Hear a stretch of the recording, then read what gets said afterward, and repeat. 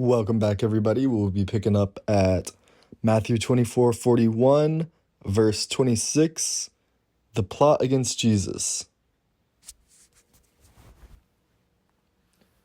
When Jesus had finished saying all these things, he said to his disciples, "As you know, the Passover is 2 days away, and the Son of Man will be handed over to be crucified."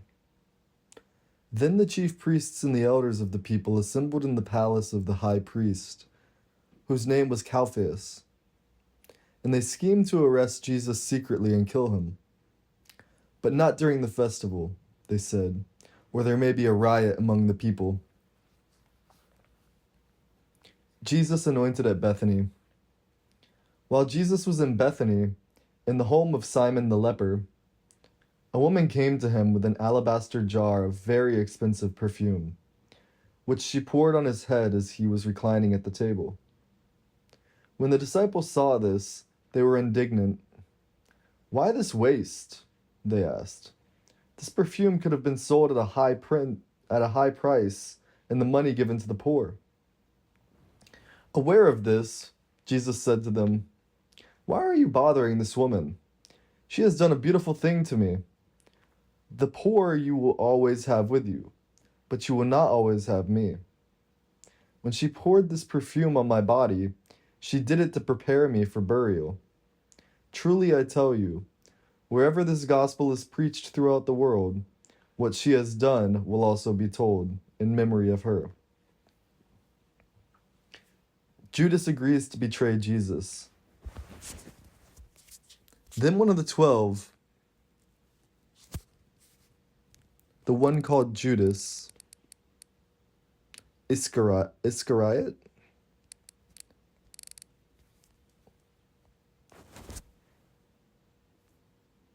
went to the chief priests and asked, "What are you willing to give me if I deliver him over to you?"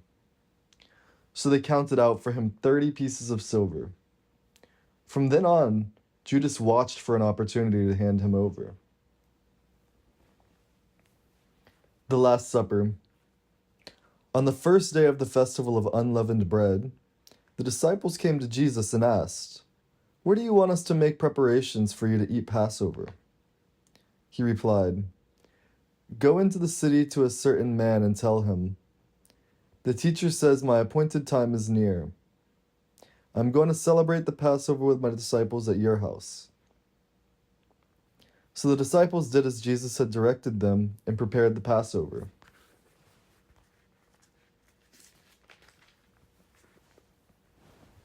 When evening came, Jesus was reclining at the table with the 12. And while they were eating, he said, "Truly I tell you, one of you will betray me." They were very sad and began to say to one another, "Surely you don't mean me, Lord." Jesus replied, "The one who has dipped his hand into the bowl with me will betray me. The Son of Man will go just as it is written about him. But woe to that man who betrays the Son of Man. It would be better for him if he had not been born."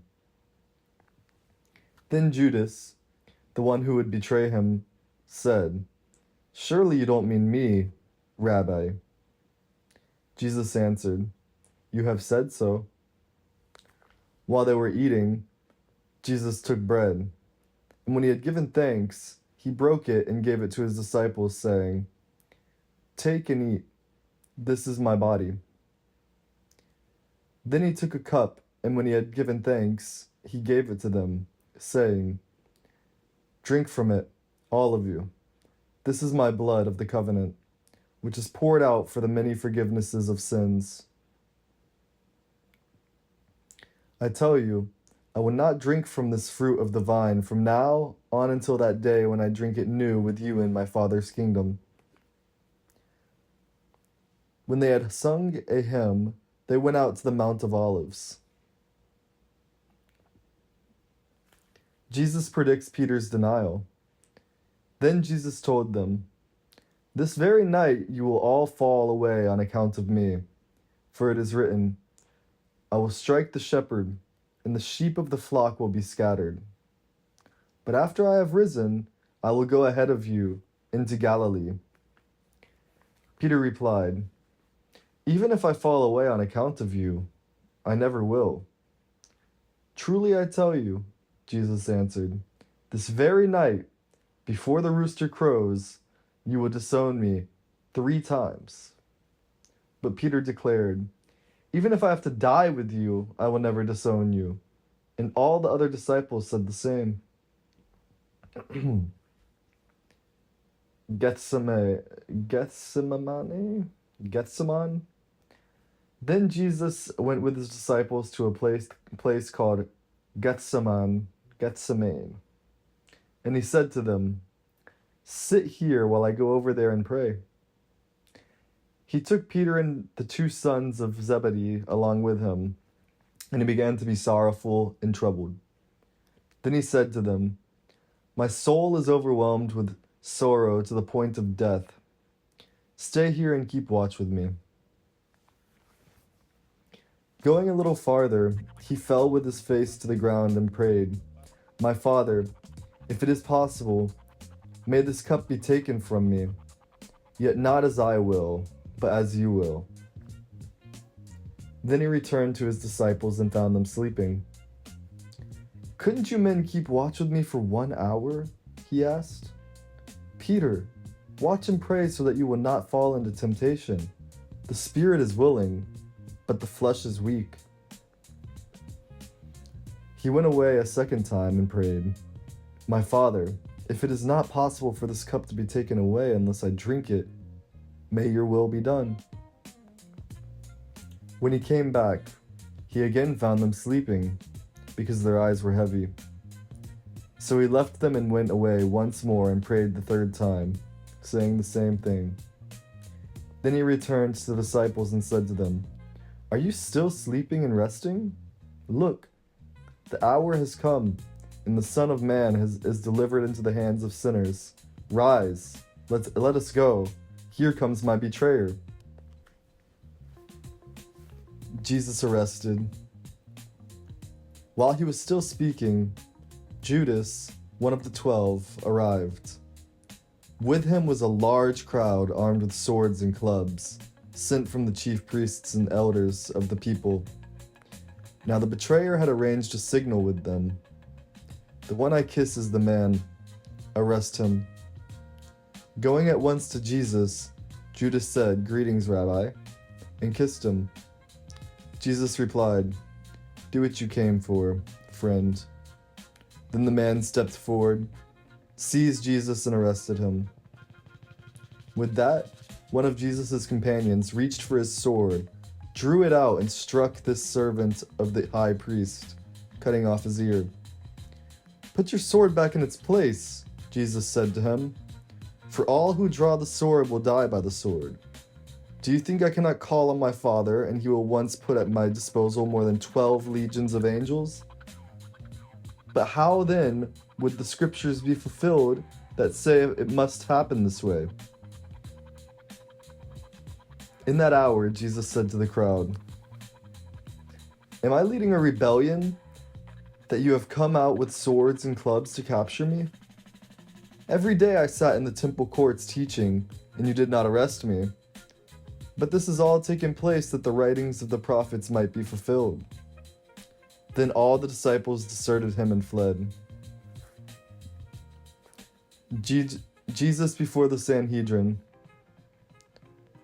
Those who had arrested Jesus took him to Caiaphas, the high priest, where the teachers of the law and the elders had assembled.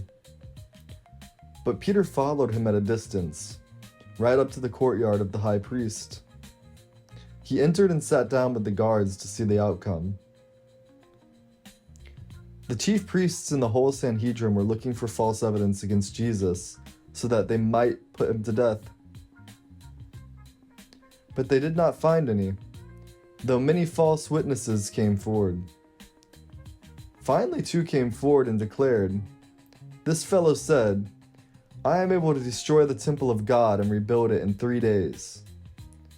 Then the high priest stood up and said to Jesus, "Are you not going to answer? What is this testimony that these men are bringing against you?" But Jesus remained silent. The high priest said to him, "I charge you under oath by the living God. Tell us if you are the Messiah, the Son of God." "You have said so," Jesus replied.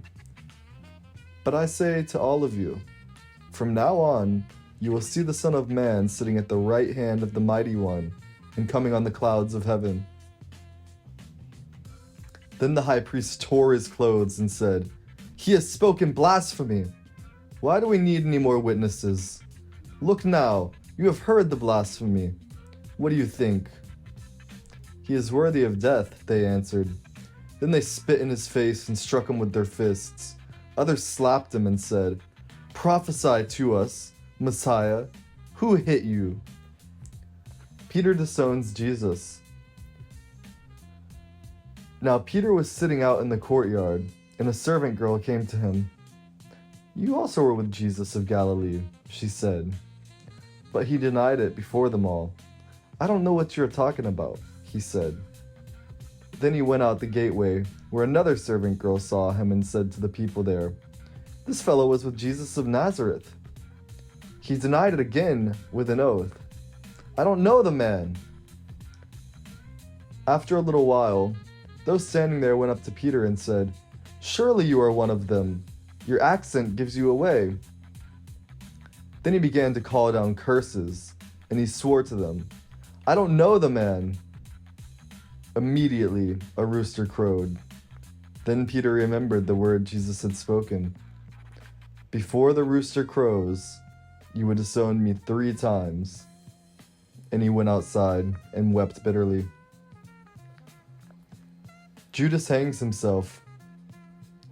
Early in the morning, all the chief priests and the elders of the people made their plans how to have Jesus executed.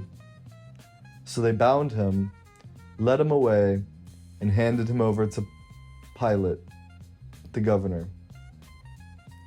When Judas, who had betrayed him, saw that Jesus was condemned, he was seized with remorse and returned the 30 pieces of silver to the chief priests and the elders. "I have sinned," he said, "for I have betrayed innocent blood." "What is that to us?" they replied. "That's your responsibility." So Judas threw the money into the temple and left. Then he went away and hanged himself. The chief priests picked up the coins and said, "It is against the law to put this money into the treasury, since it is blood money." So they decided to use the money to buy the potter's field as a burial place for foreigners. That is why it has been called the field of blood to this day. Then what was spoken by Jeremiah, the prophet, was filled. They took the 30 pieces of silver, the price set on him by the people of Israel, and they used them to buy the potter's field, as the Lord commanded me. Jesus before Pilate. Meanwhile, Jesus stood before the governor, and the governor asked him, "Are you the king of the Jews?" "You have said so," Jesus replied. When he was accused by the chief priests and the elders, he gave no answer. Then Pilate asked him, "Don't you hear the testimony they are bringing against you?" But Jesus made no reply, not even to a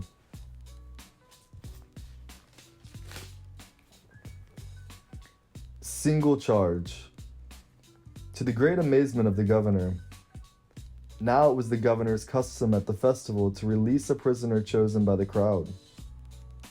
At that time, they had a well-known prisoner whose name was Jesus, Barabbas. So when the crowd had gathered, Pilate asked them, "Which one do you want me to release to you?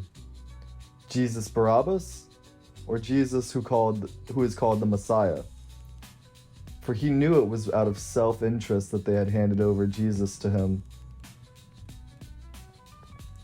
While Pilate was sitting on the judge's seat, his wife sent him this message: "Don't have anything to do with that innocent man, for I have suffered a great deal today in a dream because of him."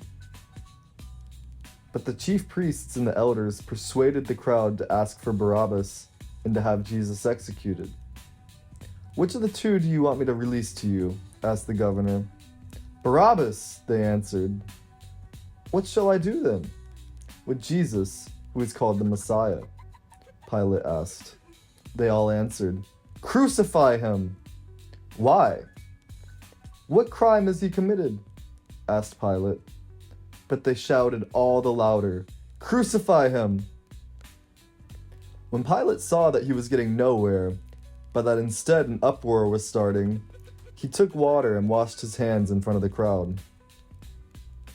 "I am innocent of this man's blood," he said. "It is your responsibility."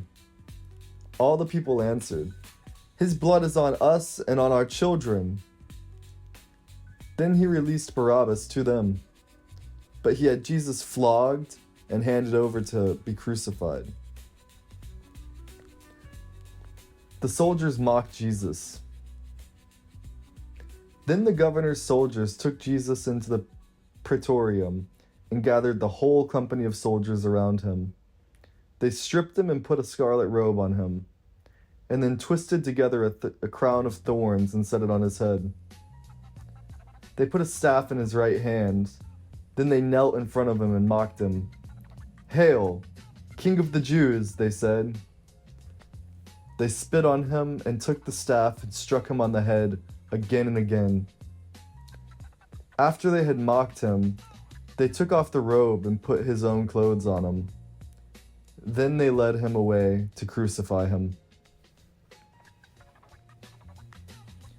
The crucifixion of Jesus. As they were going out, they met a man from Cyrene named Simon, and they forced him to carry the cross. They came to a place called Golgotha, which means the place of the skull. There they offered Jesus wine to drink, mixed with gall, but after tasting it, he refused to drink it. When they had crucified him, they divided up his clothes by casting lots, and sitting down, they kept watch over him there. Above his head, they placed the written charge against him. "This is Jesus, the King of the Jews." 2 rebels were crucified with him, one on his right and one on his left. Those who passed by hurled insults at him, shaking their heads and saying, "You who are going to destroy the temple and build it in 3 days, save yourself! Come down from the cross if you are the Son of God." In the same way, the chief priests, the teachers of the law, and the elders mocked him. "He saved others," they said, "but he can't save himself. He's the King of Israel. Let him come down now from the cross, and we will believe him. He trusts in God. Let God rescue him now if he wants him. For he said, 'I am the Son of God.'" In the same way, the rebels who were crucified with him also heaped insults on him. The death of Jesus. From noon until 3 in the afternoon, darkness came over all the land. About 3 in the afternoon, Jesus cried out in a loud voice, "Eli, Eli, lema sabachthani," which means, my God, why have you forsaken me?" When some of those standing there heard this, they said, "He's calling Elijah." Immediately one of them ran up and got a sponge. He filled it with wine vinegar, put it on a staff, and offered it to Jesus to drink. The rest said, "Now leave him alone. Let's see if Elijah comes to save him." And when Jesus had cried out again in a loud voice, he gave up his spirit. At that moment, the curtain of the temple was torn in 2 from the top to bottom. The earth shook, the rocks split, and the tombs broke open. The bodies of many holy people who had died were raised to life. They came out of the tombs after Jesus' resurrection. and went into the holy city and appeared to many people. When the centurion and those with him who were guarding Jesus saw the earthquake and all that had happened, they were terrified and exclaimed, "Surely he was the Son of God."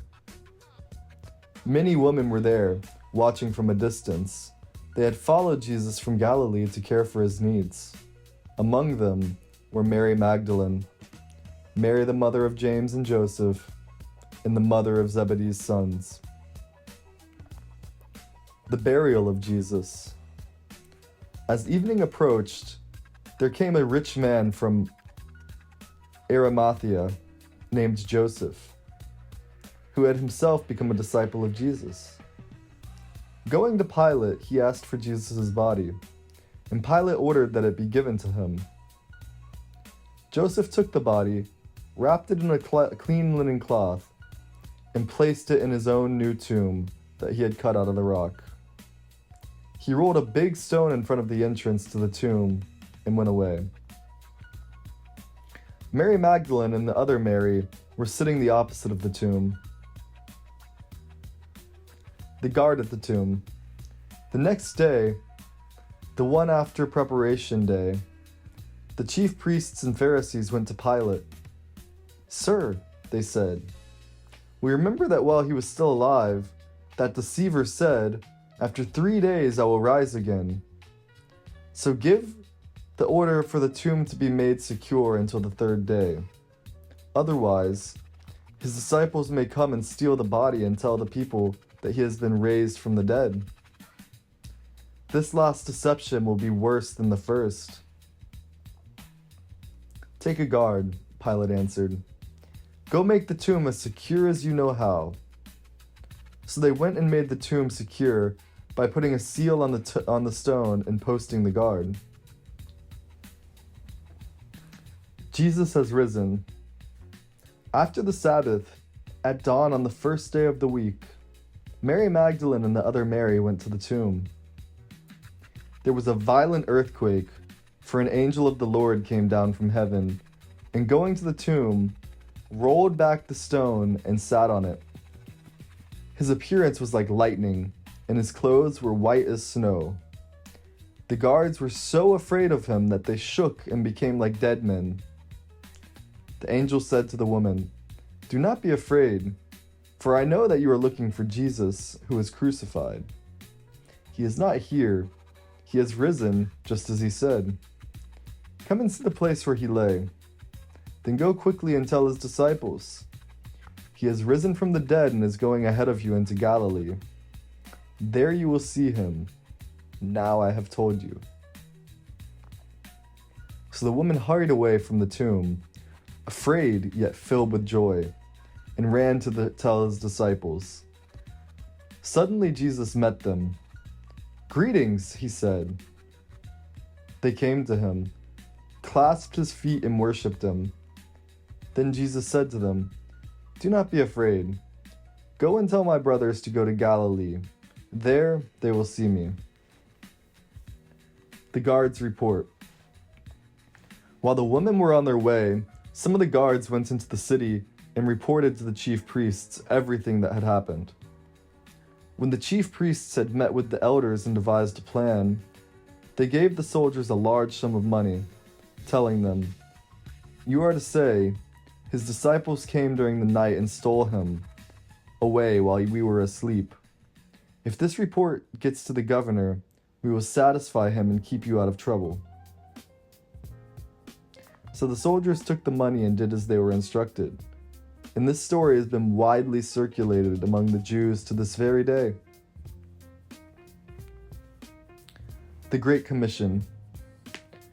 Then the 11 disciples went to Galilee, to the mountain where Jesus had told them to go. When they saw him, they worshipped him, but some doubted. Then Jesus came to them and said, "All authority in heaven and on earth has been given to me. Therefore, go and make disciples of all nations, baptizing them in the name of the Father and of the Son of the Holy Spirit, and of the Son and of the Holy Spirit, and teaching them to obey everything I have commanded you. And surely I am with you always, to the very end of the age.